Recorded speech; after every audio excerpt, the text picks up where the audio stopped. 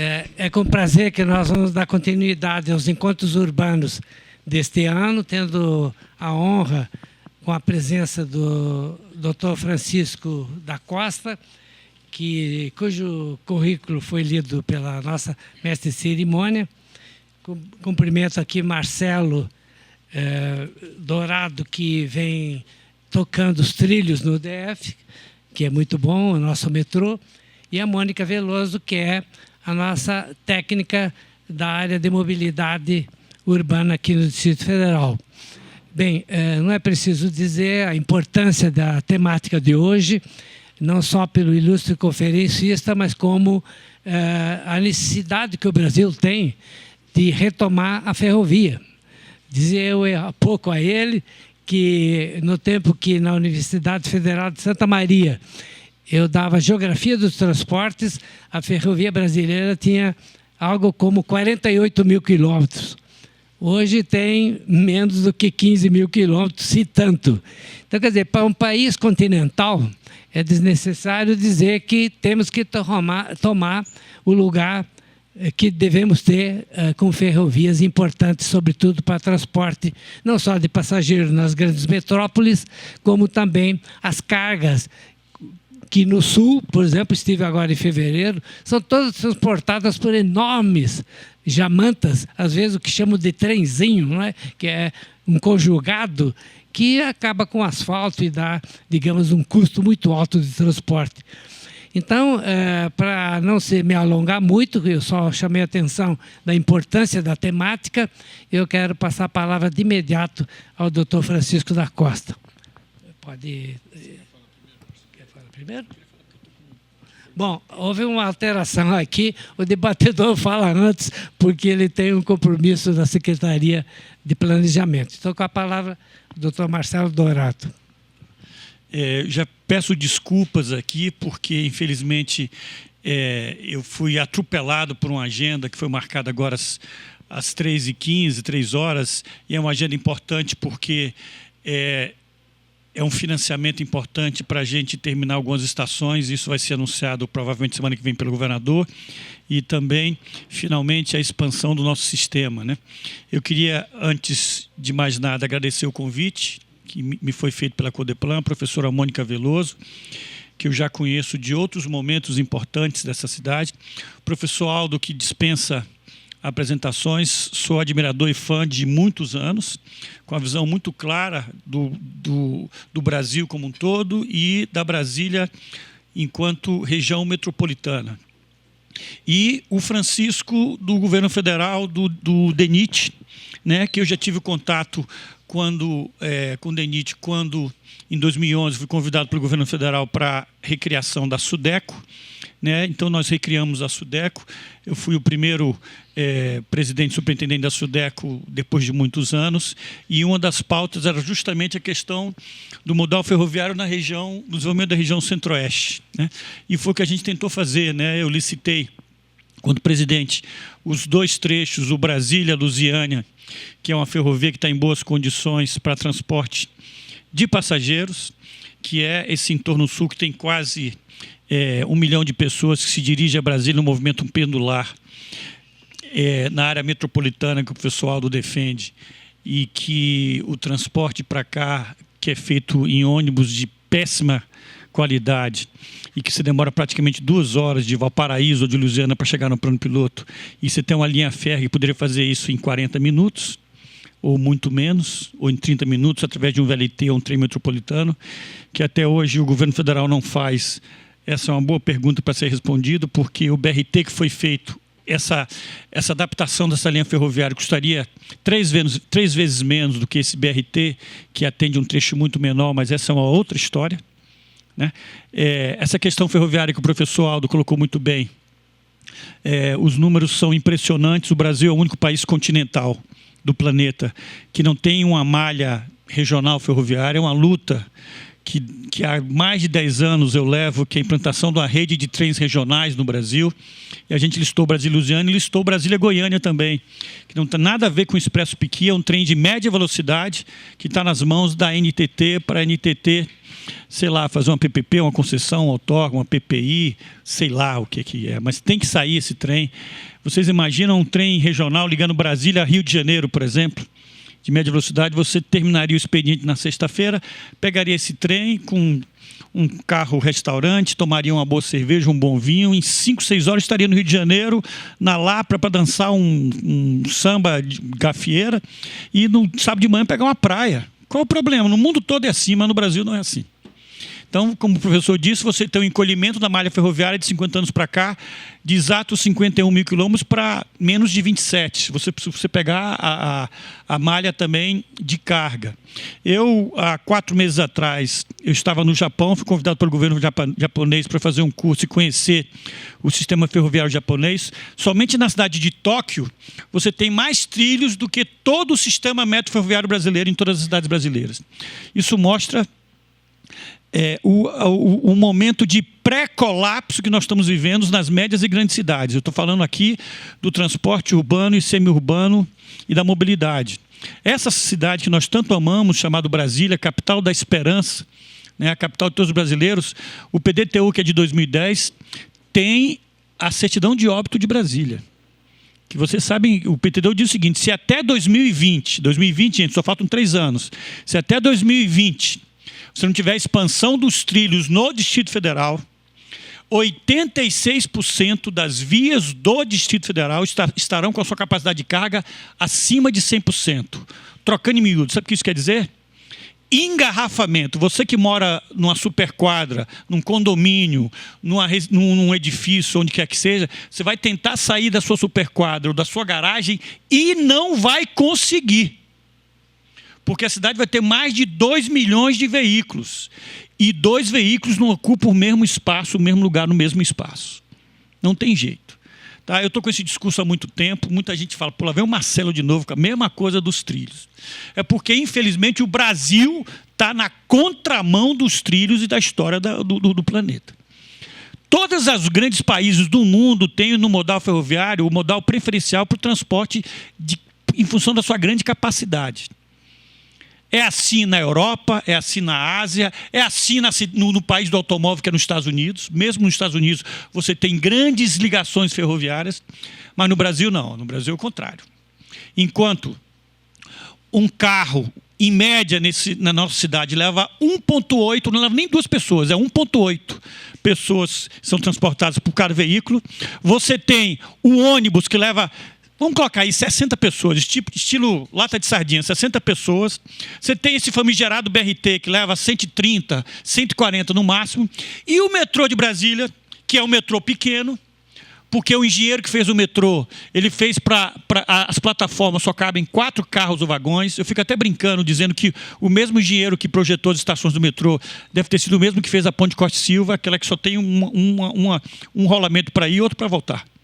Né? Então, o meu metrô, que é pequeno, que só cabe 4 carros ou vagões, leva de uma vez só 1.400 pessoas, gente. Como é que você vai comparar 2, 50, 120 com 1.400? Sem impacto ambiental nenhum. Fatalidade, óbito, no metrô nunca morreu ninguém. E você tem mais de 40 mil mortes no trânsito no Brasil hoje por ano. A questão ambiental eu nem entro em discussão. Porque tem gente que não acredita ainda em o famoso efeito estufa, da emissão de gases de efeito estufa, que quem queima é o quê? Queima de combustível fóssil. Sabe o que é isso? Gasolina, diesel. É isso que está matando o planeta, que tem gente que não acredita ainda. Então, quando falta água em função do aquecimento global, tem gente que acha que é brincadeira. Tem gente que acha que é brincadeira. A temperatura está subindo, galera. Está subindo. Então, a discussão ambiental também, o trilho ganha em tudo. Em tudo, em todas as condições. Só que o Brasil não acorda para isso. O Brasil não acorda. É uma luta para você conseguir expansão, recurso para trilho, porque a turma do outro lado está muito bem articulada, tem lobby, tem força política. E se não for a população para cobrar mais trilho, mais ciclofaixa, mais ciclovia, não adianta, a coisa não vai. A gente lançou em 2015 no metrô o primeiro PDTT do país, que é o Plano de Desenvolvimento de Transporte sobre Trilhos. Nunca aconteceu na história desse país. Vai ficar pronto agora em maio, viu, Mônica? A origem e destino, primeira entrega vai ser em maio e até setembro, outubro a gente está com um plano completo para implantação da malha metroferroviária para os próximos 20 anos, não é para Brasília não, é para a região metropolitana. É a RID ou a grande Brasília metropolitana, região metropolitana do Distrito Federal. Então, gente, a gente tem que acordar para a questão do trilho, porque senão a cidade vai entrar em colapso. E não tem outra opção. Ou é trilho ou é trilho. Só para terminar falando da Sudeco e falando da questão do Centro-Oeste, é outra aberração. Eu falei um pouquinho para vocês sobre a questão da mobilidade nas médias e grandes cidades. Isso aqui eu conheço com uma palma da mão. Eu ia para os caras, conversava com os caras lá que produziam a soja em Mato Grosso, tá? Porque a Sudeco, ela representava o quê? Distrito Federal, Goiás, Mato Grosso e Mato Grosso do Sul, região Centro-Oeste. E os caras chegavam para mim e falaram: Marcelo, você é o único cara que está enxergando. Cara, a gente não tem capacidade de transporte da soja do Mato Grosso para ir para os portos da China. Por quê? O caminhão virou armazém, tudo engarrafado nas rodovias e tem uma fila de espera de uma semana no porto de Santos, com frete lá em cima, para chegar em 5, 6 meses a soja na China, e os chineses estão cancelando os contratos. Era o agronegócio naquela época. Por que não tem trilho? E a gente lutando, poxa, a Norte-Sul, a FIOL e outras ferrovias para fazer conexão, e os caras apavorados porque não tinha como escoar a mega produção de soja, de grãos, de proteína animal do agronegócio brasileiro, que estava segurando o PIB. E é outra coisa, viu, gente? Se esse Brasil quiser crescer do ponto de vista de crescimento do PIB, se não tiver ampliação da malha ferroviária para carga, como é no mundo todo, a gente não vai para lugar nenhum. Porque o caminhão tem limite, a rodovia tem limite. Não adianta. E é isso que está acontecendo, o Brasil pegando o mercado, perdendo mercados. Por quê? Porque o centro consumidor no mundo todo, o principal é no hemisfério norte, a produção de Mato Grosso, é o que eu chamo da síndrome da ferradura burra. Desce quase 4.000 quilômetros para sair pelos portos de Santos, quando deviam sair por Itaqui, na Norte-Sul, ou então por Santarém, ou então por Ilhéus, para economizar 4.000 quilômetros. Agora não tem ferrovia para isso, não tem ferrovia, vai de caminhão, aí perde os contratos, o frete lá em cima, e perdemos tudo. E para a situação ficar mais trágica ainda, se não fosse cômica, né? Seria cômico se não fosse trágico, o Brasil é o maior produtor de minério de ferro do mundo, o maior exportador de minério de ferro do mundo, e minério de ferro, gente, é a matéria-prima para laminado. Sabe para quê? Para trilhos. Agora pergunta, o Brasil tem uma fábrica de trilhos no seu território? Um absurdo, não tem. O maior produtor, exportador de minério de ferro no mundo e não tem uma fábrica de trilhos no seu território. Outro sonho que eu tenho. Uma loucura, inacreditável. E a ficha não cai. Gente, eu espero que vocês não se lembrem de mim em 2020, mas a situação está ficando preta. Eu estou lutando contra tudo, contra todos. Se Deus quiser, semana que vem tem boas notícias, porque os projetos a gente tem, falta recurso, e a gente vai mostrar para todo mundo que a empresa pública pode sim fazer uma grande licitação para grandes obras de engenharia, com transparência, com ética, com eficiência, para servir a população. Porque o Brasil está sendo passado a limpo. Isso tem que acontecer.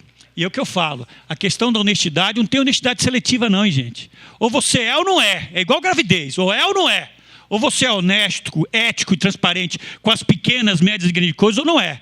Porque tem gente que tem um discurso da honestidade para os outros. Para ele, não. Eu fiz o teste semana passada do chocolate lá no metrô. Sabe o que é o teste de chocolate? Eu comprei 100 brigadeiros, coloquei em cima de uma mesa, na estação central. Coloquei uma urna e coloquei lá, valor R$1. Vou fazer a segunda rodada agora em relógio, a semana que vem. É triste você ver a pessoa olhando para um lado e para o outro, pegar o chocolate e não pagar. Entendeu? Então, gente, essa questão da ética e essa questão desse cara que é genial, essa turma lá do Paraná que está fazendo um trabalho espetacular, a gente tem que combater a questão da corrupção com pequenos atos e pequenas coisas. É o que a gente fez lá no metrô. Não pegue nada que não for seu. A campanha que a gente lançou ano passado. O combate à corrupção começa com pequenas ações. Se não é seu, meu amigo, não pega. Não pega. E a gente separar de forma muito clara o que é público do que é privado. São duas coisas totalmente diferentes. Entendeu? Agora, para o trilho desse país e para essa cidade, a gente precisa do apoio da população, porque senão as coisas não saem. O lobby do pneu é uma coisa impressionante. Eu me lembro quando eu lancei a licitação para o trem Brasília-Lusiânia, eu recebi uma ligação no meio da noite ameaçando. Não faça isso. E desligou o telefone. Não faça, e desligou o telefone. Depois, uma semana depois, eu recebi um recado de uma ministra que passou para o ministro e falou, ó, é para você cancelar essa licitação. Eu falei, me manda uma carta por escrito, que eu mando minha carta de demissão e mostro para a população toda, divulgo a carta dessa ministra. Lógico que ela não mandou essa carta. Até hoje, não é mais ministra. Virou senadora e agora está na Lava Jato também. Tá? Era ministra da Casa Civil na época, mas tudo bem, deixa para lá. Já falei demais, gente, desculpa o desabafo, mas essa questão do trem, do trilho, tanto do ponto de vista de carga, que é o desenvolvimento do Centro-Oeste, modal ferroviário, que é fundamental para o escoamento da produção de grãos, espetacular dessa região Centro-Oeste, que alimenta 1/4 do mundo. Foi o que eu falei um dia. A menina que nasce, a habitante 7 bilhões que vai nascer, provavelmente na Índia ou na China, mais cedo ou mais tarde ainda vai comer das commodities do Brasil, do agronegócio brasileiro. Vai ser alimentada. Tá? É fundamental para a economia desse país, tudo. Não tem como, porque não tem trilho. Ou o Brasil investe numa rede de trilhos para transporte urbano e semiurbano e para o escoamento da produção e a logística de carga, ou não vai para lugar nenhum. Agora, graças a Deus, a gente tem gente que já está... Antes eu estava sozinho, uns 10, 15 anos atrás, estava sozinho com esse discurso. Agora as pessoas começam a acordar e perceber a importância do trilho no dia a dia. Tá? Amanhã você vai se lembrar de mim, quando você sair da sua casa para vir para cá, para o CEUB ou para a Codeplan, e ficar 40 minutos, 1 hora, num engarrafamento delicioso. Porque o novo viaduto que vem aí, gente, o viaduto, como diz o filósofo, é para unir um engarrafamento A com um engarrafamento B. Não resolve. A via de 5 faixas não resolve. Mas carro não resolve. Carro é aquela ideia do carro de passeio, que tem de resgatar. Você vai ter um carrinho só na sua casa, para no sábado, no domingo, sair com a família, aí sim, pô, ir para o parque, parará, aí tudo bem. É o carrinho que você vai ter. O resto, para trabalhar, para estudar, você tem que ter trilho, como é em Paris, como é em Nova York, como é em Xangai, como é em todo lugar. Menos no Brasil. Desculpe o desabafo, eu vou ter que sair, já falei demais, caramba. Essa mania de baiana é um problema sério. Vamos correr atrás do trilho e com a Mônica aqui, o professor Aldo, que a gente já está junto há um bom tempo, desde o tempo da Sudeco. A gente está nessa luta e quem sabe a gente vai dar uma boa notícia para essa cidade a semana que vem, com o dinheiro para a conclusão das 3 estações da Asa Sul e da expansão. Mas quem vai falar isso vai ser o Rodrigo, e não eu, porque o Rodrigo também tem um vírus. É isso aí, gente. Obrigado aí, viu, pela oportunidade.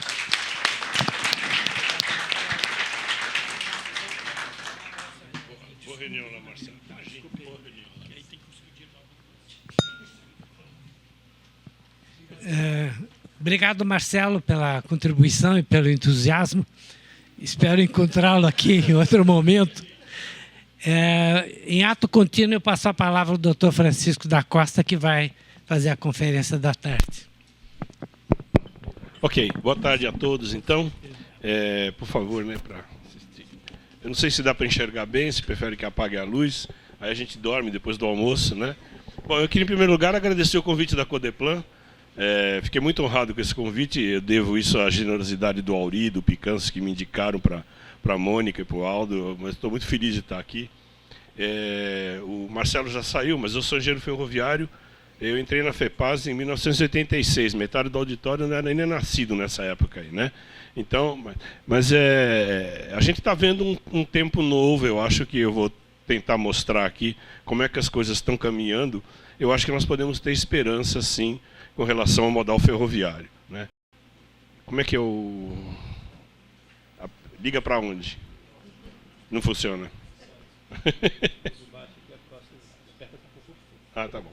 Bom, então nós vamos falar rapidamente aí uma história recente da evolução do sistema ferroviário brasileiro aqui.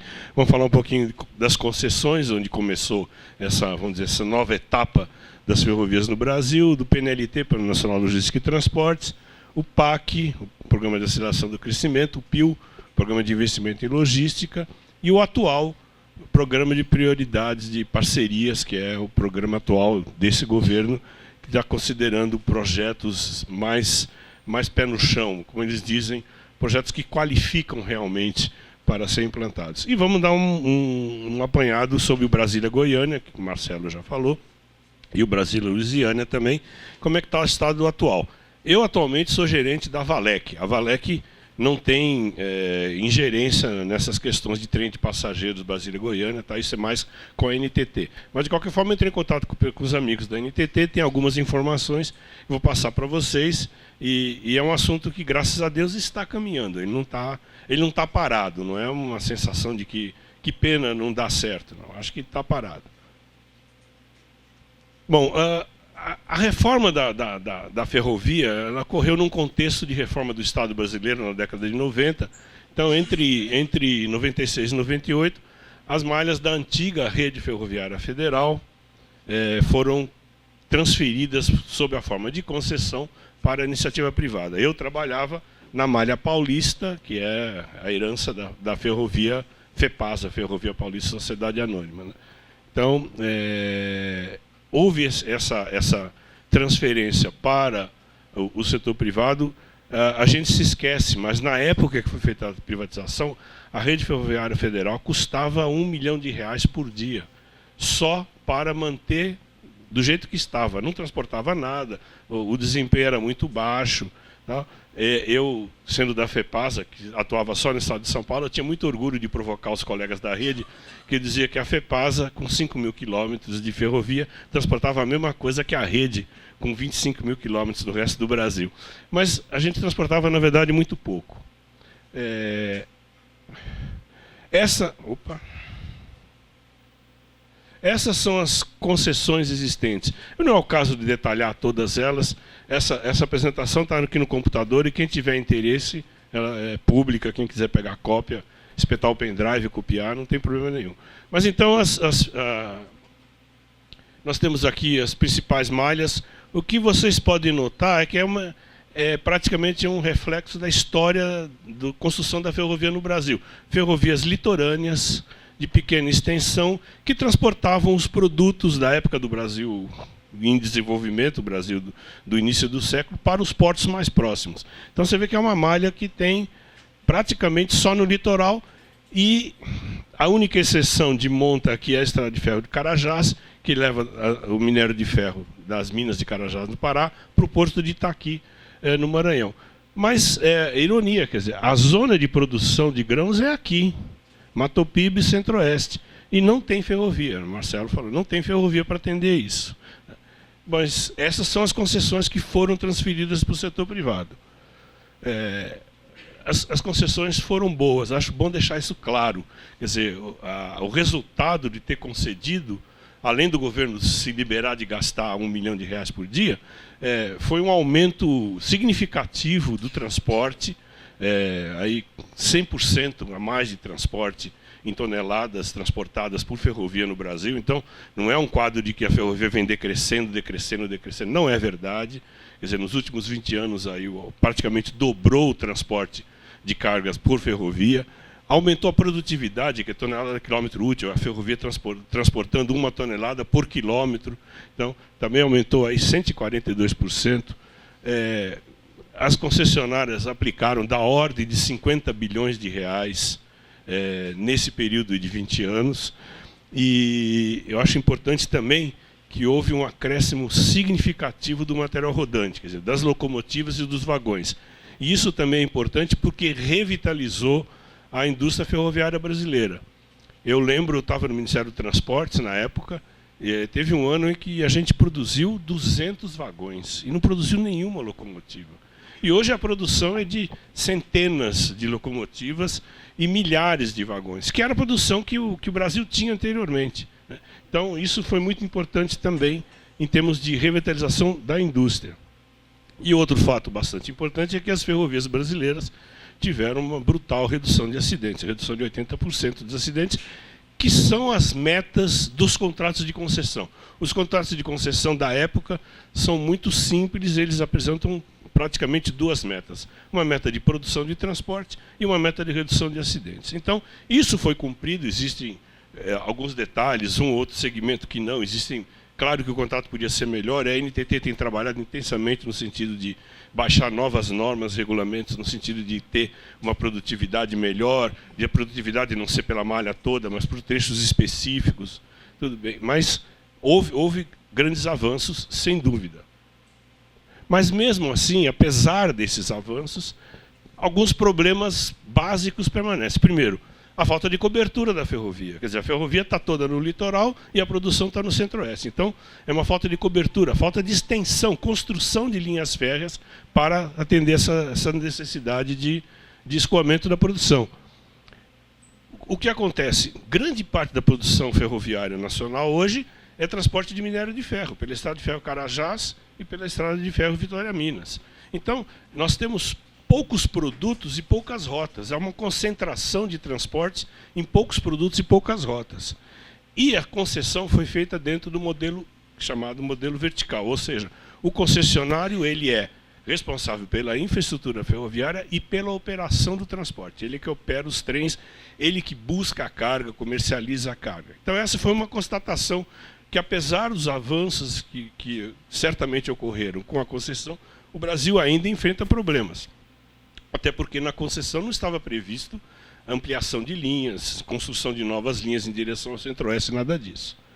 O PNLT, o Plano Nacional de Logística e Transportes, desenvolvido pelo Ministério dos Transportes, do qual tive a honra de participar, ele procurou equacionar essa questão estruturando um sistema ferroviário de alta capacidade. Quer dizer, o Brasil tem que pegar essas ferrovias antigas do litoral, tudo bem, elas continuam, têm seu papel.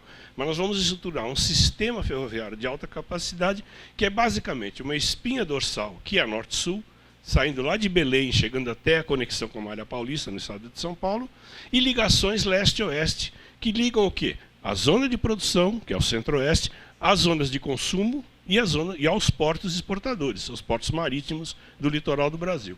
Então, essa basicamente é a estrutura que foi prevista pelo PNLT.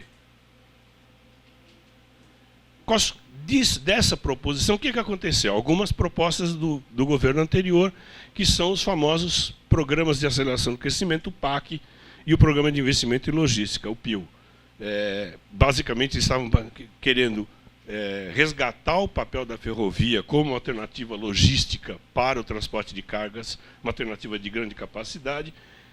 Queriam buscar a quebra desse monopólio, porque eu lembro até de um ex-diretor da NTT, que dizia que quando você concede a infraestrutura e a operação de transporte ferroviário para um único concessionário, a ferrovia é naturalmente um monopólio natural.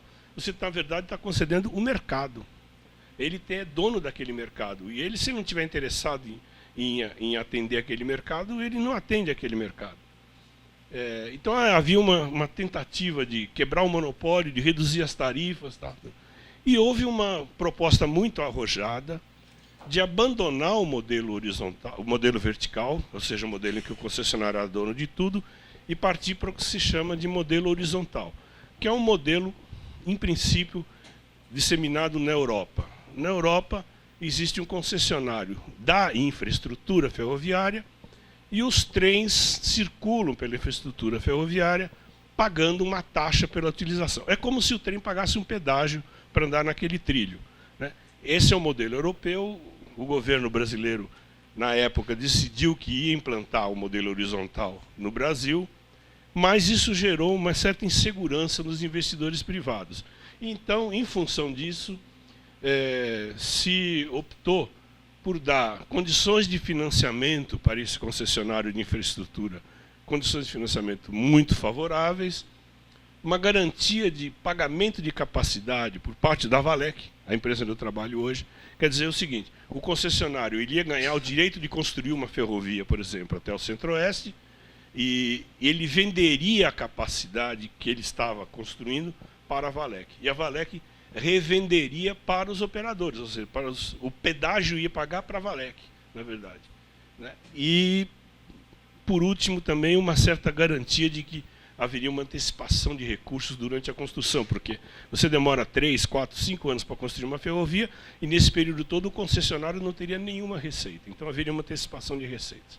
Bom, a conclusão disso, da área econômica, é que essas 3 condições revelaram-se insustentáveis do ponto de vista fiscal. Não há sustentabilidade fiscal, o Tesouro não pode arcar com essa obrigação de comprar toda a capacidade ferroviária ofertada no país e vender se houver interessados. O grande problema disso é que não tem sustentabilidade fiscal porque você não tem garantia de que vai haver compra. Então, eu compro a capacidade, a Valec compra a capacidade e não tem garantia de que haverá trem pagando aquilo para ressarcir os custos.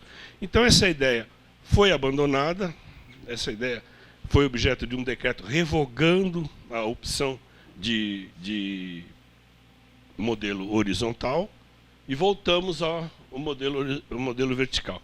Isso aqui é para explicar graficamente o que é o tal modelo horizontal. A operação ferroviária e a comercialização do transporte é feita por operadores, então numa linha pode passar trem de vários operadores, enquanto a manutenção da infraestrutura, a construção e manutenção, é feita por um concessionário de infraestrutura. Esse é que era o modelo que acabou sendo abandonado porque ele exigia um aporte do Tesouro que praticamente inviabilizaria a sustentabilidade fiscal das contas públicas.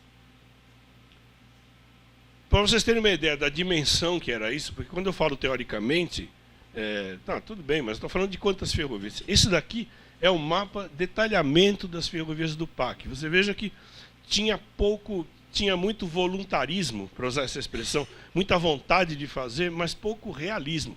Se vocês perceberem, nesse PAC tem 4 TAVs, 4 trens de alta velocidade. Nós não conseguimos fazer o Rio-São Paulo. E aí tem 4 trens de alta velocidade. Tem o Rio-São Paulo, tem São Paulo-Curitiba, tem Campinas-Belo Horizonte e ainda tem mais um aí. Então, eu falei, não é possível que o país que tenha esse tipo de restrições fiscais, um país que tem prioridades nas áreas sociais, tudo, imaginar que vai fazer 4 TAVs no prazo do PAC, que era um prazo de 16 anos. O PIL reduziu um pouquinho, o Programa de Investimento em Logística reduziu. Trocou alguns trechos, tinha trechos que não tinham conexão com alguns trechos pré-existentes, mas assim mesmo era um programa de extensões enormes e de difícil viabilização. Estamos falando aí de mais 10 mil quilômetros, 11 mil quilômetros de ferrovia no PIL, o que significa praticamente 50% a mais da malha útil. A malha que foi privatizada, vocês não vão lembrar da tabela, mas foi exatamente 25.599 quilômetros. Então, construir mais 10 mil quilômetros como se fosse fácil construir mais 10 mil quilômetros num prazo relativamente curto.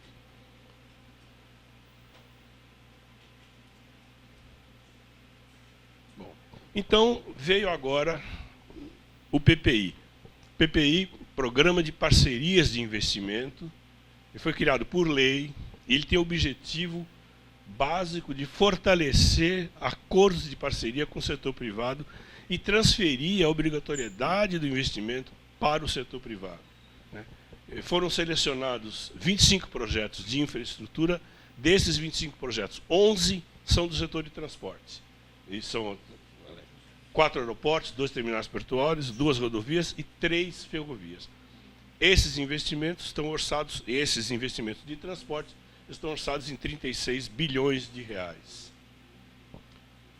A expressão que eles usam, quais são os projetos que qualificam para o PPI? Ou seja, projetos que se qualificam para ser alvo de um programa de parcerias com o setor privado. São 3 projetos, só 3 projetos, e curioso, os 3 projetos estão vinculados à lógica do escoamento da produção agrícola do Centro-Oeste. Ou seja, buscar começar a suprir a lacuna que nós temos hoje de transporte ferroviário de alta capacidade nas regiões produtoras. Então, a ferrovia Norte-Sul. A ferrovia Norte-Sul ela já opera de Palmas até a Ceilândia, onde se conecta com a ferrovia de Carajás. Então, ela já transporta soja hoje. Existem terminais ao longo da ferrovia, existe um terminal Porto Franco que coleta muita mercadoria, que leva já para São Luís. é uma subconcessão, porque a concessionária é a Valec, é uma subconcessão da VLI, que é uma subsidiária da Vale, da companhia Vale. Então, é continuar a Norte-Sul. A Norte-Sul deve ficar pronta até o final deste ano, até Estrela do Oeste. Em Estrela do Oeste, ela se conecta com a malha ferroviária paulista.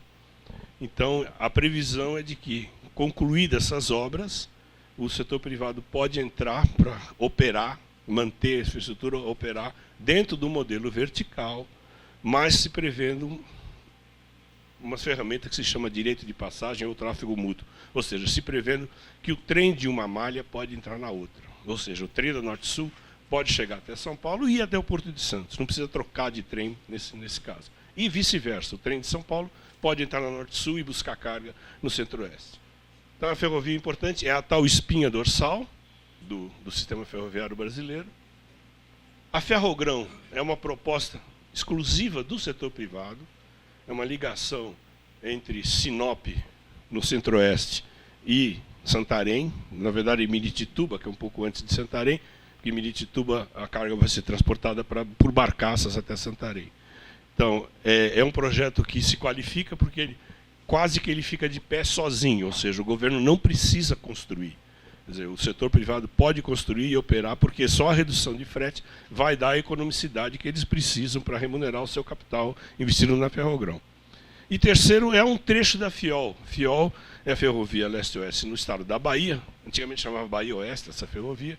É o primeiro trecho que vai até Caetité. Caetité é um local de mina de ferro.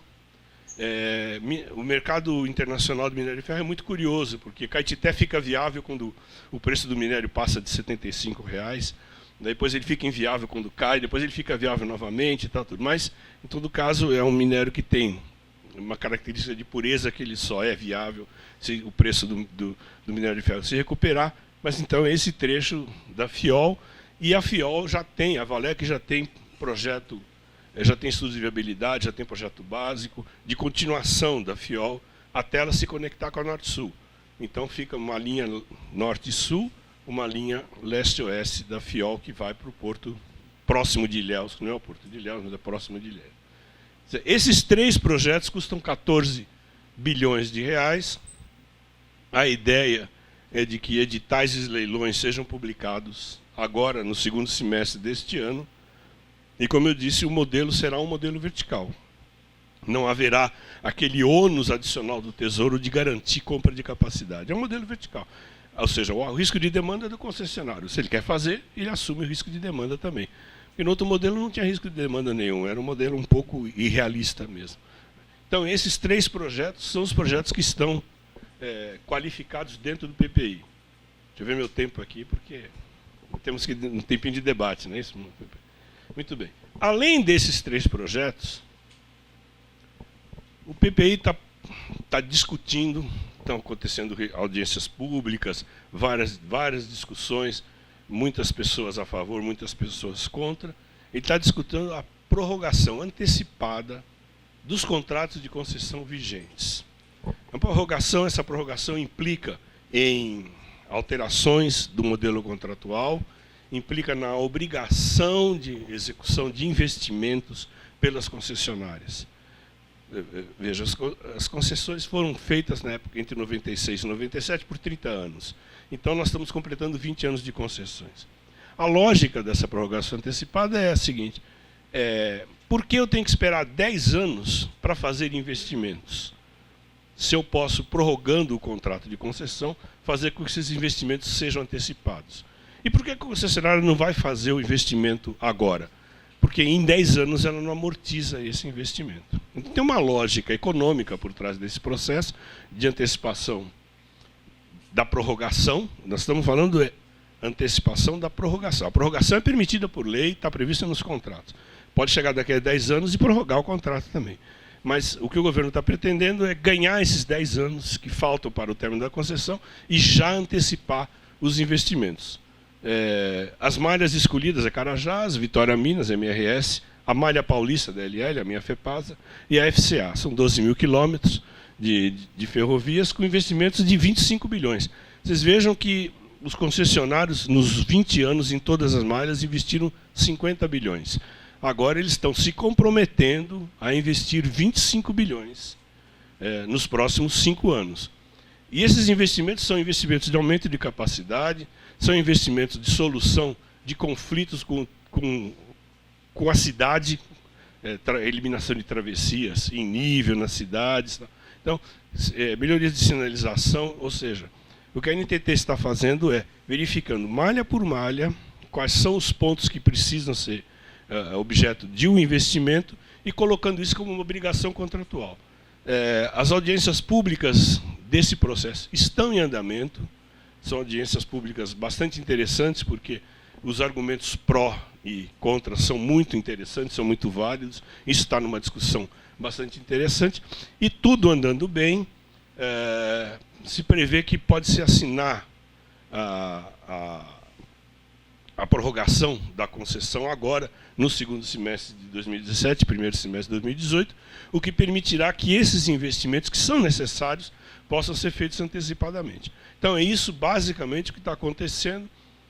No termo de transporte ferroviário nacional, acho que é isto que importa, quer dizer, pelo menos nós temos 3 ferrovias, Norte-Sul, Ferrogrão e um trecho da FIOL, e nós temos uma perspectiva de novos investimentos nas concessões existentes.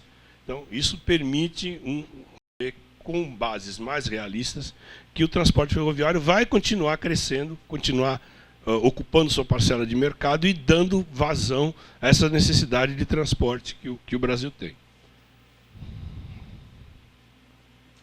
Agora vamos falar um pouco do que diz mais respeito a nós, né? Brasília-Goiânia.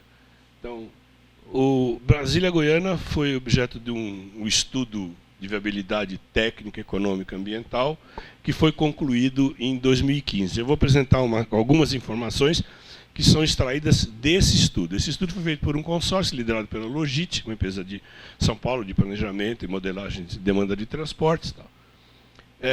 O investimento, o trem custa entre 6,8 bilhões a praticamente 10 bilhões de reais, segundo esse estudo, e essa variação é dependendo dos serviços que serão prestados. Eu vou mostrar um pouquinho mais. Esse estudo previu vários tipos de serviço que podem ser agregados a um trem de regional Brasília-Goiânia. Bom, a NTT recebeu esse estudo em 2015. Em 2016, ela abriu uma tomada de subsídios para complementar e aprimorar esses estudos. Isso está em andamento. Agora, em janeiro de 2017, encerrou o prazo de manifestações a respeito, e essas contribuições recebidas estão em análise pela NTT. Mas esses valores são reais de julho de 2015, então, evidentemente, tem que haver uma atualização monetária desse processo. Esse estudo previa, basicamente, uma ligação Brasília-Goiânia, com um ramal para Águas Lindas de Goiás e paradas aqui em Ceilândia, Samambaia, Anápolis, Abadiânia, né? Anápolis e Goiânia. Esse é o traçado básico desse estudo. As premissas que foram adotadas nesse estudo é que o trem regional, como disse o Marcelo, o trem não é TAV de 350 km por hora, isso é muito caro. É um trem regional de 160 km por hora, e o trem regional faria a ligação Brasília-Goiânia, via Ceilândia e Anápolis, Brasília-Anápolis e Anápolis-Goiânia. E trens semi-urbanos, andando a 140 km por hora, Brasília-Santo Antônio Descoberto, via Ceilândia, Brasília-Águas Lindas de Goiás, via Ceilândia. E também Anápolis-Goiânia teria o regional e teria também um semi-urbano. Nesse estudo, foi prevista o tempo de viagem Brasília-Goiânia de 90 minutos. E essa tabela mostra, de Brasília a Ceilândia são 10 minutos, e para 2 minutos na estação, depois de Ceilândia até Anápolis, 52 minutos, para 2 minutos na estação. Ou seja, foi tudo detalhado, foi feito um gráfico de marcha.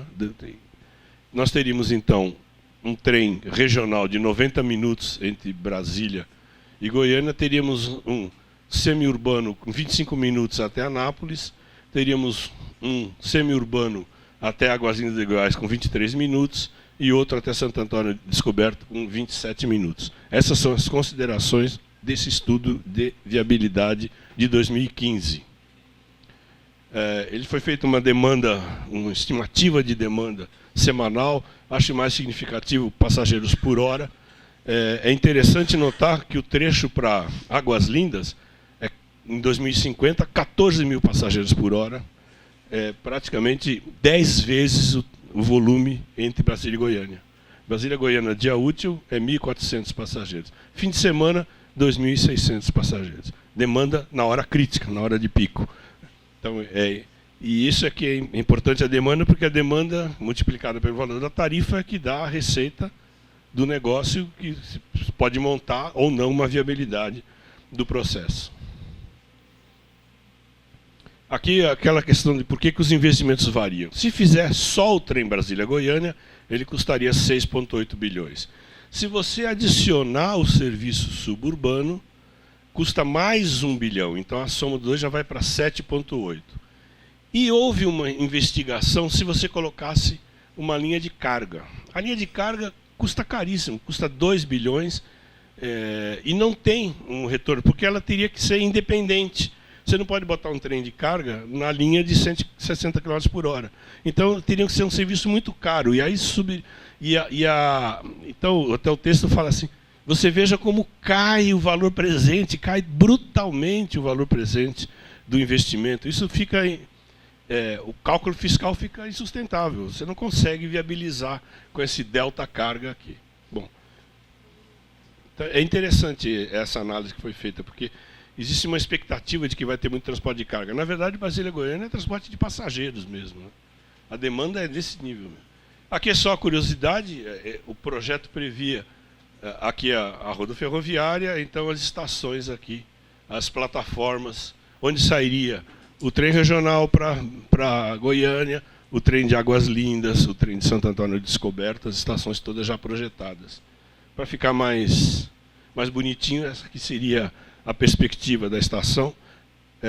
Eu não coloquei aqui, mas existe uma perspectiva e uma planta para cada uma das estações previstas. Águas Lindas, Ceilândia, Goiânia, Anápolis.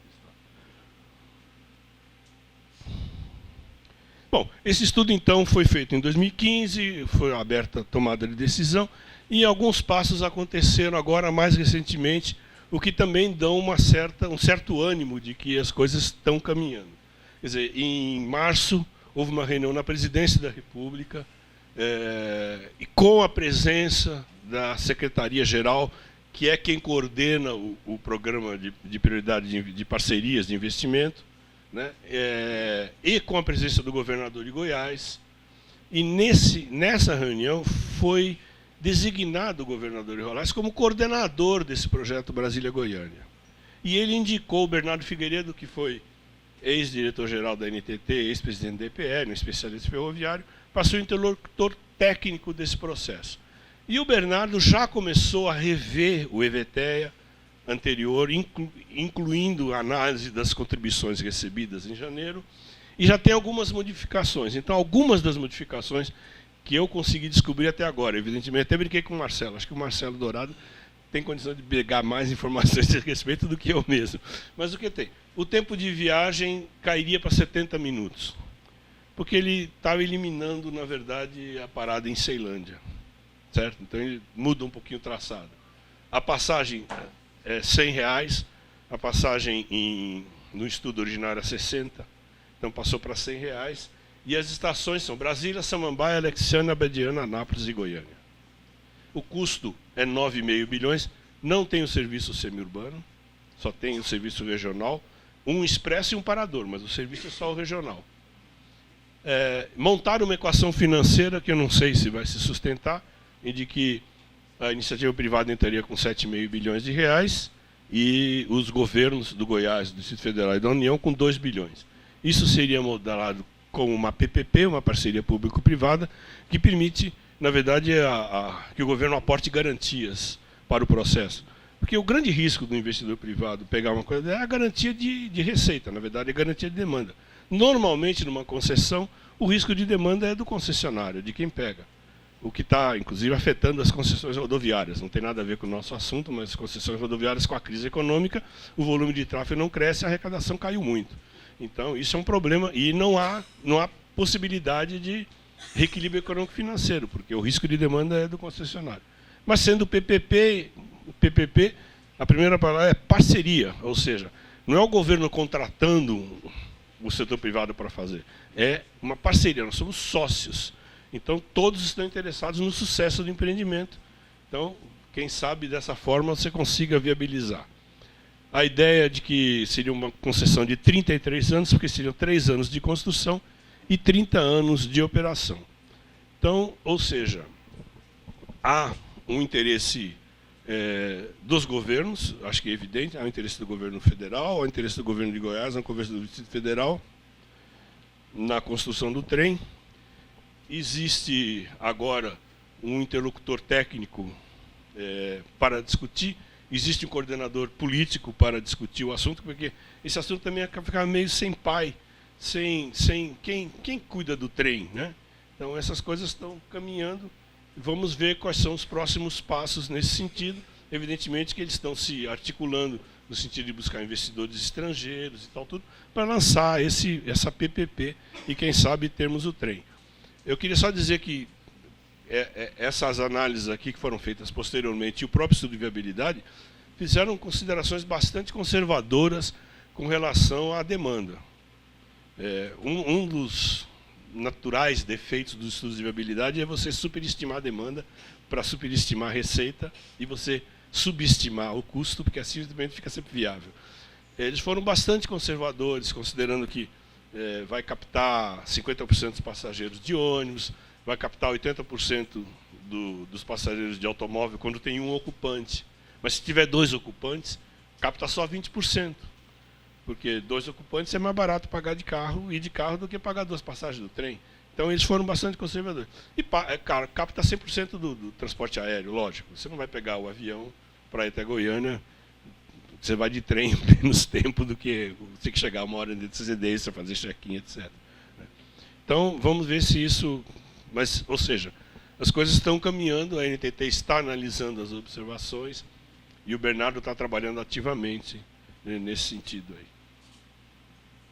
E, por último, nosso último tema aqui é o Brasília-Luisiânia. Bom, a NTT também... Por que a NTT? Porque isso é um transporte interestadual, né? Os dois são transportes interestaduais, a NTT tem a competência de tratar de transporte interestadual.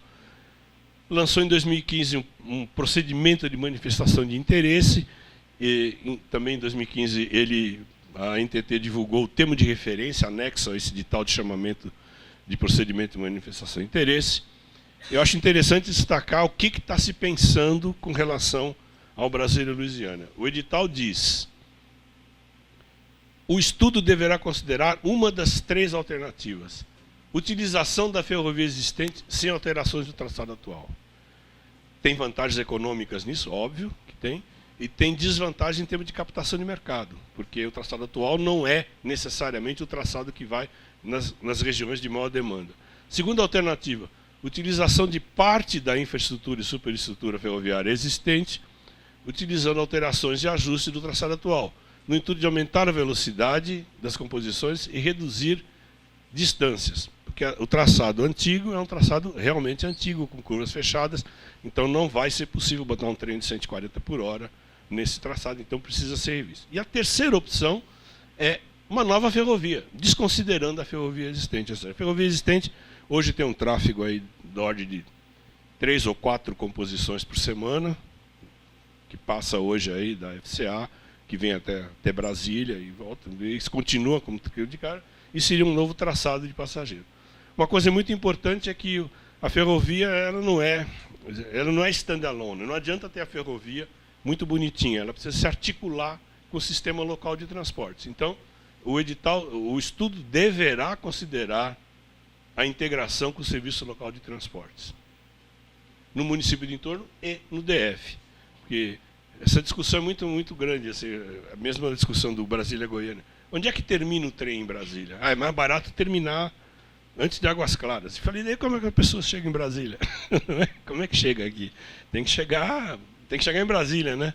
Mesma coisa em Goiânia. Em Goiânia, pior ainda. Queriam parar o trem antes do estádio de Serra Dourada lá. Eu falei, e aí, quem vai para Goiânia faz que pega táxi depois que descer do trem, né? Então, essas coisas, isso afeta muito a demanda, porque diminui muito a atratividade do projeto. Bom, o que aconteceu com esse edital de chamamento? Bom, o EVTEA tem que apresentar os seguintes produtos: caracterização da área de estudo, estudo de demanda, concepção técnica operacional, estudos socioambientais, projeto funcional, estudos econômico-financeiros, análise jurídico-legal, um relatório síntese. É isso que quem se candidata a fazer o estudo tem que apresentar para a NTT. E, felizmente,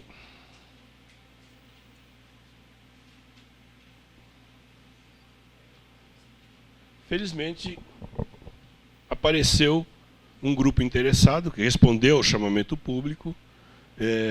Então, a NTT autorizou, em julho do ano passado, autorizou o grupo formado por essas empresas: TACV Desenvolvimento de Sistemas, Sistran Engenharia, GL Engenharia, Profit Center Negócios e de Infraestrutura e o consórcio Geodata, junto com a Italfer italiana. Então, esse grupo de empresas foi autorizado a fazer o estudo.